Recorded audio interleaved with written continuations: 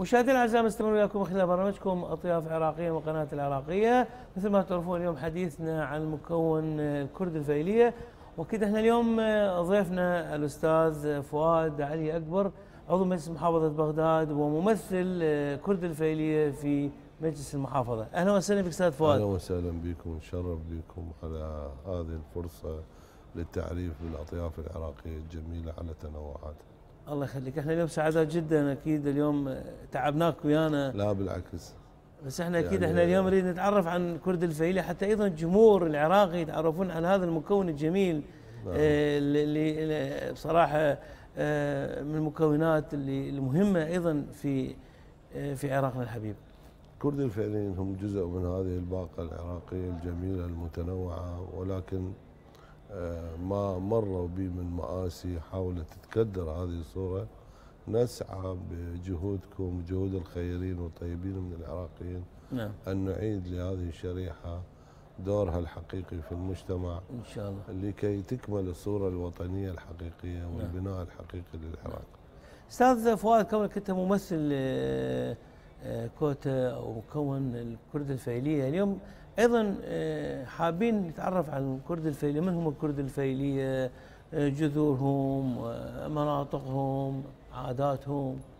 الكرد الفعليين هم من السكان الأصلاء والأصليين للعراق. مناطق وجودهم تمتد على بمحاذاة الحدود الإيرانية العراقية، وهناك قبائل تصلهم بها صلات عرقية وقرابة في العمق الإيراني. هم متواجدون بالأحرى في شرق دجلة على العموم، في المناطق المندلي وخانقين وبدرة وزرباطية وواسط بصورة أكبر. اليوم هم يعني ماخذين دورهم، ماخذين يعني بالعكس يعني من خلال حقوقهم. لا، الحقيقة معظمهم ما زال يعاني من أبسط مقومات العيش. هذه حالة طبعا هي شبه عامة، لأنه يعانون من عدد كثير من العراقيين، وهم طالما جزء من هذا العراق يترتب عليهم معاناة، ولكن هم لما يمتلكون من مشاكل مستعصية عميقة تتعلق بوجودهم وبممتلكاتهم وبمستمسكاتهم، فالمعاناة تكون أقسى ومضاعفة تكون عليهم. نعم، تحدث عن الكرد الفيلية المتواجدين في شارع الكفاح أو في منطقة الصدرية، يعني حسب ما عرفت أيضا ولايتك نفس المنطقة. أنا نعم، أنا من ولادة شارع الكفاح، ما أفتخر به حقيقة أكيد. أنه أنا كردي فيلي من شارع الكفاح ومن جذور بغدادية، ولحد ما تواصل وياهم تزورهم؟ ولحد الآن أنا يوميا أو شبه يومي أنا متواجد بهاي المنطقة. حلو. أزورها، أشعر بصدق أهلها، بطيبتهم، بمحافظتهم على أصالتهم. الكثير منهم لم يستطع الزمن أن يغير ما في عقله وفي نفسه وفي تربيته وفي سلوكه. صارت هناك بعض الشوائب، ولكن بالصورة الأكبر والأشمل هم محافظين على أصالتهم وطيبتهم. لذلك أنا قلبي ونفسي وروحي تسكن إلى هذه المنطقة. جميل من تتحدث تجلس مع يعني ناسك وأهلك، يعني من خلال المقاهي في منطقة شارع الكفاح أو في المناطق البسيطة، أكيد حتى تتعرف على همومهم. أنا أعرف همومهم، أنا أيضا من ضحايا النظام السابق وابن المنطقة وقديم بها، ولكن أن تعايشهم أيضا صح. ضروري أن تعرف مستجدات الظروف اللي طارئة اللي تمر بهم، أن تكون معاهم. اليوم أيضا من نتحدث عن كرد الفيلية نتحدث عن ثقافتهم، مثل ما ذكرت فنهم، يعني ايضا عندهم يعني فن خاص وثقافه خاصه بهم. الكرد الفيليين هم من الناحيه السياسيه كانوا دائما في اليسار السياسي اذا صح التعبير. يعني كانوا هم قريبين من الاحزاب السياسيه اليساريه، كانوا في نفس الوقت يدعمون الحركات الكرديه في كردستان باعتبار انه جذورهم كرديه وبدوافع قومية. والكرد تعرف في كردستان أيضا تعرضوا إلى مآسي كبيرة، مثل الحملات الإبادة الجماعية اللي صارت عليهم، صارت أيضا على الكرد الفلسطيني. بنفس الوقت هم قريبين من المرجعيات الدينية. نعم. كانوا يدعمون المرجعيات الدينية. نعم. تجار كانوا يساهمون، وبنفس الوقت كانوا متواجدين على مساحة سياسية تقريبا صح. الكل يعني حتى بالأحزاب القومية العربية كان هناك شخصيات كردية فيلية، رغم أنه ربما يختلفون معهم في كثير من الأمور ولكن كانوا في قيادات حتى الأحزاب القومية اللي كانت في تلك الفترة. أستاذ فؤاد، أيضا سؤال لك، يعني من خلال زياراتك جولاتك في مناطق المتواجدين إخواننا وأهلنا كرد الفيلية في محافظات اللي ذكرناها، وأيضا كيف حياتهم البسيطة في خارج المحافظة، خلينا نقول من كرد الفيلية؟ يعني خارج المحافظة هم تواجدهم بالمدن الرئيسية اللي هي بغداد بالدرجة الأساس. بغداد أيضا متواجدين معظمهم في المناطق الشعبية المكتظة بالسكان. القديم منهم هو من تأقلم مع هذه المنطقة وتآلف وياها بشكل وبآخر، وما زالت جذوره ممتدة وقوية في هذه المناطق. والكثير من اللي يحزن إليه أنه من مناطق الحدودية الجميلة اللي تتمتع ببيئة طيبة وطبيعة جميلة، أيضا بسبب أسباب سياسية واقتصادية وعوامل كثيرة اضطروا للنزوح إلى المدينة، وبالتالي صاروا عبء على المدينة في الوقت اللي هم كانوا في مناطقهم كان ممكن استثمارهم بشكل منتج وإعمار هذه المناطق اللي هي فعلا منتجعات سياحية حقيقية ممكن أن تدر على الاقتصاد العراقي، وبالتالي توفر بيئة للسياحة وللنشاط السياحي والأمان الاجتماعي اللي تمتاز به هذه المناطق بما تمتلكه من جبال وسهول ووديان وبيئة خضراء طبيعية. أعتقد يجب أن يكون هناك توجه لهذه المشكلة. يعني توفر الخدمات موجودة في مناطقهم؟ هو بسبب عدم موفرة الخدمات كثير من عندهم أبان العدد اللي هجروا قسرا من مناطقهم. كثير من عندهم بسبب الحرب ما بين العراق وإيران مناطقهم تعرضت إلى قصف. استاذ فؤاد، اليوم احنا نشكرك جزيل الشكر للقاء وياك من خلال برنامج لطائف عراقيه، شو تحب تقولي لاهلك وناسك كل مناطق المتواجدين من كرد الفيلية كونك انت تمثلهم في العاصمه بغداد؟ انا بصراحه متواجد وياهم واحمل همومهم واوصل كل معاناتهم قدر المستطاع، ولكن الكلمه هي ليست لهم فانا منهم ومعهم. صح. الكلمه الى الجهات المسؤوله بالعراق، للحكومه العراقيه، بضرورة الالتفات إلى هذه الشريحة المظلومة أشد ظلم. أشكر هذا البرنامج اللطيف اللي تسعى به حضرتك أستاذ جاسم، وهذا التوجه بالالتفات إلى الأطياف العراقية وتعريف العراقيين بالتنوع اللي موجود وبالهويات المختلفة، وبالتالي إن شاء الله تبقى هوية واحدة هي هوية العراق البارزة على الكل مع هذا التنوع الجميل اللي موجود باختلاف الانتماءات والأطياف العراقية. شكرا لك أستاذ فؤاد علي أكبر، عضو مجلس محافظة بغداد وممثل كتل المكون الكرد الفيلية في بغداد. حبيبي أنا أشكركم وأشكر جميع الكادر والأخوة في العراقية جميعا. إن شاء الله. مشاهدينا الأعزاء، أكيد متواصل وياكم من خلال برنامجكم لطائف عراقي، ابقوا معنا.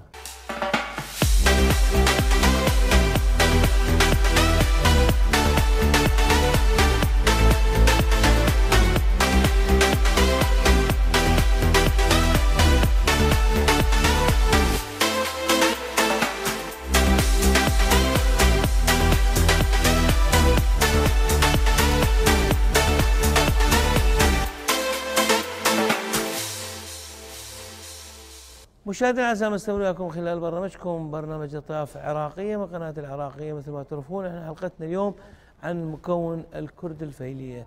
ايضا تعالوا نتعرف مع الشيخ داود سليمان بق، شيخ عشيرة السراميري، يتحدث لنا من خلال برنامجنا برنامج لطائف عراقي. اهلا وسهلا بك شيخنا العزيز. اهلا وسهلا بك، وانا اتشرف بلقائكم، واشكر قناه العراقيه، قناه العراقيين كلهم اتاحتها هذه الفرصه للتحدث عن مكون اصيل من مكونات الشعب الكردي العراقي الاصيل.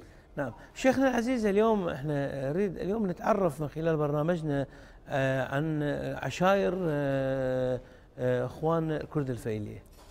بسم الله الرحمن الرحيم. الله سبحانه وتعالى يقول في محكم كتابه العزيز: يا أيها الناس إنا خلقناكم من ذكر وأنثى وجعلناكم شعوبا وقبائل. نعم. شيء اعتيادي، الله سبحانه وتعالى خلق الجميع على شكل شعوب وقبائل. والمكون الفيلي أيضا بها عشائر وبها قبائل وبها حتى الإمارة همينا بها، وهي ممتدة على طول على نسميها في شرق دجلة، يبتدئ من خانقين وجلولاء وسعدية وديالة وشهربان وإلى أن ينتهي في زرباطية وعلي الغربي وعلي الشرقي. اعتيادي حالها حال العشائر الباقية، لها تقاليدها ولها سناينها ولها مبادئها وقيمها. نعم. الشيوخ يعني من خلال حديثك كونك انت شيخ عشيرة السراميري، خلينا نذكر بعض العشائر اللي اسماء العشائر المنتشرة من اخوان الكرد الفيلية في ديالى او في العمارة او في واسط او في بغداد. حقيقة العشائر الكردية اللي ساكنة في خانقين يعتبر لها أرض، لها موطن، أراضي زراعية. هذه يسمونها عشائر السبعة. هاي التسمية سماها النظام السابق في سبيل أن شلون نقول يستخ هاي العشائر من الشعب الكردي. شلون صار الفيلية أيضا طلع مصطلح آخر اللي يسمونه العشائر السبعة. عشائر السبعة هي عشيرة السراميري اللي هي يسكنون في ضفتين نهر الوند في خانقين على ضفتين نهر الوند. يعني منتشرين في كل محافظات ذكرناهم، يعني الإخوان الكرد الفيلية موجودين؟ إيه موجودين. أنا أستطيع أجيب لك إياه من خانقين ومن عشيرتي أكثر شيء. أقول لك عشيرة السراميري هي اللي تعيش ما بين نهر الوند على ضفتين نهر الوند، وإلها تقريبا 13 قرية. وعشيرة الأركوازي أيضا، عشيرة القرولوس اللي يسكنون المندلي، عشيرة والمزيار، عشيرة زرقوش. هذه العشائر السبعة إلها موطن، إلها أرض. اليوم من نتحدث عن كل أيضا لكم مثلا زي خاص بالعشائر، مثلا خلينا نقول مثلا عشيرة إلى زي خاص، العشيرة الثانية إلى زي خاص خلال لبس تقريبا أكثر العشائر اللي نسميها اللي كانوا مهتمين بالزراعة يعني نقول العشائر اللي تسكن الريف زيهم كان عبارة عن صاية وشاكيت وشراوية. والشراوية يشكل احنا نسميها مشكي. هذا الزي. والزي الآخر نقول الموالي إليه كانوا يلبسونها مثلا السروال زي الكردستاني الكردي. في بغداد كانوا أكثرهم يلبسون الصاية والشاكيت بدون البشت، بدون العباء. لكن مناطقنا مناطق ديالى، مناطق مندلي، مناطق نقول السعدية، كانوا إضافة إلى الصاية والشاكيت يلبسون الشراوية، إضافة إلى يلبسون البشت العباية يخلوها على أشتافهم. هذا كان شيء بسيط، يعني اختلاف مثلا بين بغداد، بين أكراد بغداد نقولوا أكراد المناطق المحافظات. نعم نعم. شيخنا العزيز، يعني شيخ داود، اليوم احنا اكيد انه هناك التصاهر يعني مثلا بين كرد الفيلية او باقي المكونات او باقي العشائر، يعني غير ابناء كرد الفيلية. اكو يعني بس قليل، يعني قليل. مو مثلا تصاهر كثير، يعني بها نسبة قليلة. احنا المكون مالنا او العشائر مالتنا تعرضت الى يعني ظلم. نعم. يعني احنا اذا نتحدث عن التاريخ، بداية التأسيس الدولة العراقية سنة 1914 عندما بدأوا بترسيم الحدود. نعم. المناطق اللي قسمها الاستعمار بين العثمانيين والصفويين، كان العراق كان تحت الاحتلال، تحت نقول العراق اما الرعاية الدولة العثمانية واما الرعاية الدولة الصفوية ايران او تركيا. فسنة 1914 رسموا الحدود وصار ترسيم الحدود. المناطق اللي الشرق دجلة اللي كانت نقول تحت الرعاية الإيرانية أو الصفوية من بداية تأسيس الدولة العراقية تعرضوا إلى ظلم. وهي أول قانون صدر للنفوس سنة 1924 للجنسية. هذا القانون ميز بين الرعاية الدولة العثمانية والرعاية الدولة الصفوية، الدولة الإيرانية، بحيث اللي كان تحت رعاية الدولة العثمانية اعتبروهم عراقيين أصلاء بدون أن يسألون عنهم، بدون أن يستفسرون. أما الذين كانوا تحت رعاية الدولة الإيرانية وضعوا عراقيل أمامهم كي يحصلوا على الجنسية العراقية. عراقيل عديده حتى لا يحصلون على الجنسيه العراقيه، وكانوا من ذاك الزمن يعني. هذا النفوس سنه 24 كان في ظلم اتجاه هذا المكون. نعم. نعم. ايضا تاريخهم يعني جذورهم يعني تاريخ من خلال هناك كتابات مثل خلينا نقول الكرد الفيلية من خلال التواريخ او من خلال الكتاب خلينا نقول. طبعا انا تقريبا عندي يعني بحوث همينة عن عشائر الكردية. العشائر فيها بحوث كثيرة، فيها ذكرهم المؤرخين مثل عباس العزاوي، محمد مردوخ، محمد أمين زكي، اتطرقوا إلى هذا الموضوع، موضوع تاريخ العشائر الكردية، وخصوصا العشائر السبعة اللي متواجدة اللي في ديالى. فعشيرة السرميري اتطرق لها، وعشيرة القرولوس وعشيرة الأركوازية اتطرق لها وذكروها في عام 1900 ونقول 31 تقريبا. بهذا كتبوا عن عشيرة السرميري، وهي عشيرة مثلا عن تفرعاتها، عن أفخاذها، شلون نقول الفخذ الفلاني والفخذ الفلاني، وعن موطنها. خلينا نقول أقدم من العشائر السرميرية أو عشائر أخرى عريقة أقدم من السرميرية؟ العشائر اللي يعني غير المكون الفيلي يعني تقصد؟ احنا الكرد الفيلية نحكي. الكرد الفيلية في زمن ولاية رضا خان فيلي. رضا خان فيلي كان والي على بغداد، يعني من ولاة بغداد، يعني جذوره يطلع إلى بزمن الصفويين، بزمن العثمانيين، كان والي على بغداد، وكان عنده مقاطعة في مقاطعة خالص، كان عنده كتاب هناك يشرفون على قبل كانوا يلمون ميري العشائر. نعم. كان عنده من الفيلية ومن نقول من القومية الكرد الفيلية، كان عنده هناك موظفين يتابعون هذا الموضوع. هاي قبل تأسيس الدولة العراقية دا أتحدث لك عنها، من ولاة الفيليين. نعم. أيضا خلينا نتحدث عن مهنهم، حرفهم في مناطق اللي متواجدين الكرد الفيلية في ديالى أو واسط أو العمارة، يعني هناك لهم مهن خاصة مثلا أو حرف خاصة أو عمل خاص؟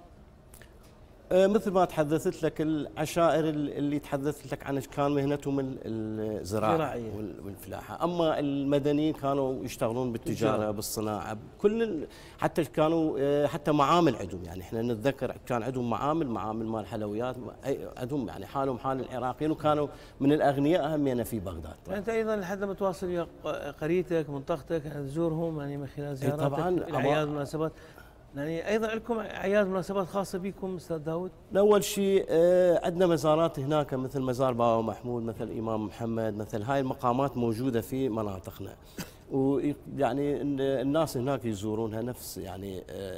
وعندنا مثلا بعيد نوروز، هاي تقريبا سنزه ودر نسميها 13 يوم بها افراح ومناسبات واعياد نوروز، هاي نحتفل بها اكيد. وعندنا يعني تقريبا تقاليد في رمضان، يعني يمكن انا ذكرته باحد لقاءاتي يمينا، يختلف شويه عن في منتصف رمضان 15 احنا نسوي ثواب للاموات. حلو. هاي في منتصف كل عائله خانقينيه، مو بس عشيرتنا خانقينيه الكرادل، نسوي هذا المناسبه نسميها 15 رمضان. فهذا عندنا يميزنا عن الباقين. وعندنا في بدايه العيد، عيد الفطر او عيد الاضحى المبارك، طبعا اول خطوه عندنا واول مهمه عندنا هو زياره الذين لا المقامات، وزياره الذين مثلا صار عندهم فاتحه خلال هاي السنه اللي فاتت او كان عندهم عزاء، فنحاول نزورهم اول يوم العيد، زياره يكون خاصه لهم. كلمه اخير شو تحب تقول من خلال برنامجنا اطياف عراقيه؟ والله في نهايه اشكركم جزيل الشكر، واوجه تحيتي للقناه العراقيه، قناتكم الموقره وبرنامجكم، واشكركم جزيل الشكر تاحتكم هذه الفرصه للتحدث قليلا عن هذا المكون الاصيل من الشعب العراقي. شكرا لك شيخ داود سليمان بق، الشيخ عشير السرميري. اهلا وسهلا. شكرا. مشاهدينا الاعزاء، اكيد وصلنا الى نهايه حلقتنا اليوم، برنامجكم برنامج اطراف عراقيه من قناه العراقيه الفضائيه. مثل ما تعرفون اليوم كان حلقتنا عن ابناء الكرد الفيليه، من خلال برنامج تحدثنا عن امور كثيره، واكيد وصلنا نهايه حلقتنا. كان وياكم في الاعداد والتقديم انا جاسم حيدر، ورافقني فخر الزميل المخرج اكيد علي سلمان. نقول لكم الى اللقاء، مع السلامه.